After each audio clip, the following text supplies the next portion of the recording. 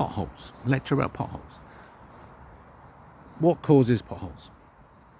Usually it's, well, the common mechanism of failure is that as a car reverses in front of a driveway, let's say, especially where the power wheels are, if you steer the power wheels, what happens is if you always do it on the same place, the interstices in between the aggregate, which is filled with bitumen, on a tarmac drive, on a tarmac surface, a black asphalt surface, that turning motion opens the voids, stretches the bitumen that holds the aggregate together. Providing that stretch is handled, no water gets in, and it works. The surface stays alive. If it breaks, you get water sneaks into those tiny increased gaps, and you get the freeze-thaw cycle, which is expansion, and it just blows out the surface. So that's the mechanism of failure.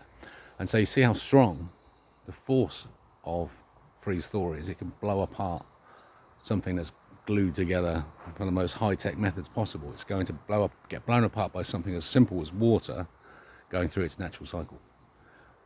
So you're seeing that the natural cycle of water is expansion as light, and that the remnant, the seed that's left behind from the expansion of light, is a molecule of water. And that's the centroid of bending of the elastica of the planet.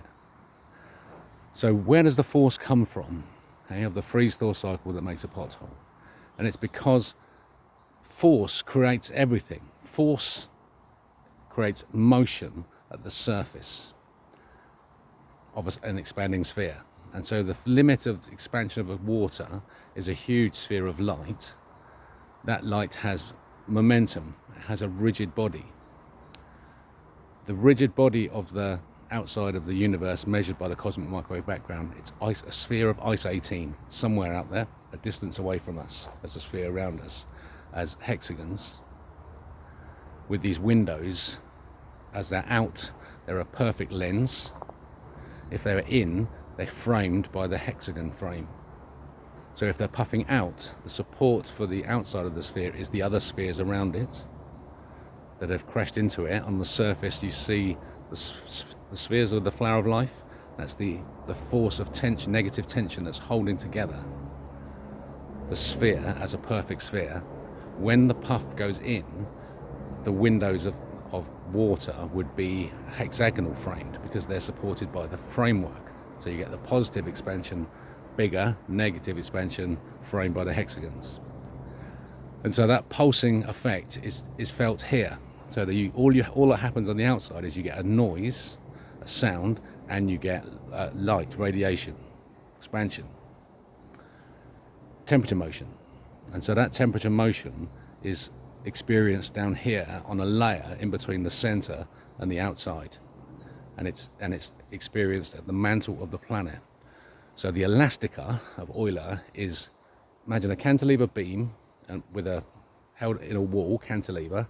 There's shearing force there straight down. The rest of it is all segments of bending under its own mass, and each one is relative to the other. So it's actually a wave. So the center of bending about which this beam is bending under its own mass is actually a waveform. And that waveform is created by the restricted quaternion motion of the rigid body in our heartbeats. So I know it's gone a long way, hasn't it, from a pothole, in our heartbeats. So we see a rigid body anchored, floating on a surface, and the surface below is turbulent. The surface it's in is laminar. Higher energy state is below, and it's got a rocking motion from its base. And so the rotations that occur is you get an axis precession. So from the base to the tip is longer, so that if the bottom moves, the base moves, the tip is going to move further. So it does it in a whipping motion, creates the light. That light creates the expansion, but that expansion is experienced at the center. But it's experienced at the center, split infinitely into nuclei. So that a nucleus of force is manifested infinitely from the center of bending at the center of the planet. And that's in water. So if you look at the elastica of the beam is a straight line. Imagine that's now spherical bending. That's the force you're seeing. and you're seeing the force trying to make that straight line, which is actually a section of an area which is bending, trying to be straight. But if it's straight, it stops existing. And so it exists instead not as it's just a theoretical straight line. It exists as an actual dimension, and that is the dimension that water creates. It stretches.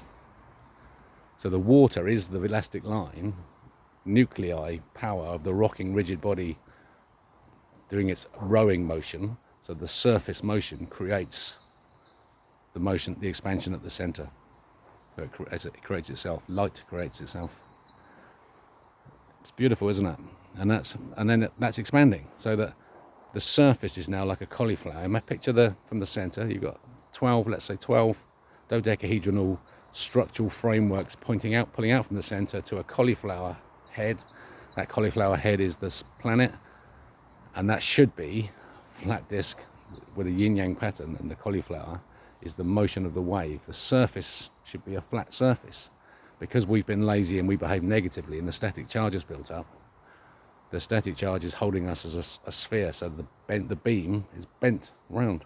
All it takes is us to change our momentum and it will snap back to a disk.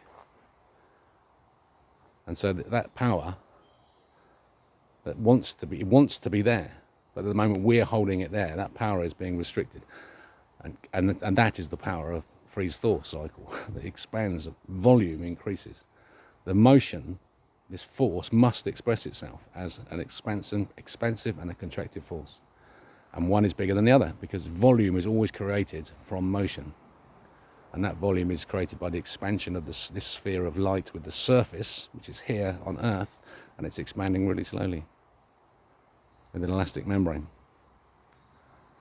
And so from civil engineering, aggregate assembly, you see that the aggregate assembly is of the light itself. The surface of the ice 18 is two-dimensional in terms of like a graphene thin ice that's formed.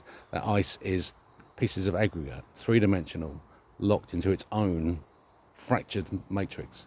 So as the lens fractures, it's the fracturing effect of the lens that creates that locks it into place. There's voids, infinite interstices in between these pieces of aggregate of glass. And glass is created from the ice 18, a sheer glaze.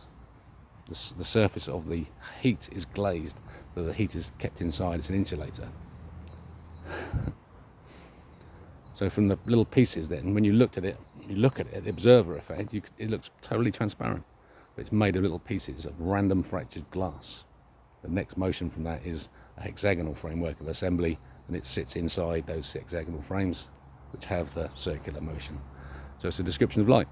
And Love 1892, in his introduction, he says that this idea of the mathematical treatise on the theory of elasticity is absolutely nailed on to the propagation of light. You can see why. And the simple motion, the freeze-thaw cycle of blowing of potholes, is explained because the Earth is the centre of the universe. And because the Earth is the centre of the universe, we can understand what the meaning of life is to choose positive, to choose good, and to follow the motion of the planet, as we're directed to. And we're going to live on a planet with gravity 6. We're going to fly. Those of us who've achieved the level of vibration required, who've done the work. That still could be time, I have no idea. I don't set the timing, God does. But this information is coming out because it changes the world. All for the better. Okay. So there you go. Civil engineering, the route to truth. See you later.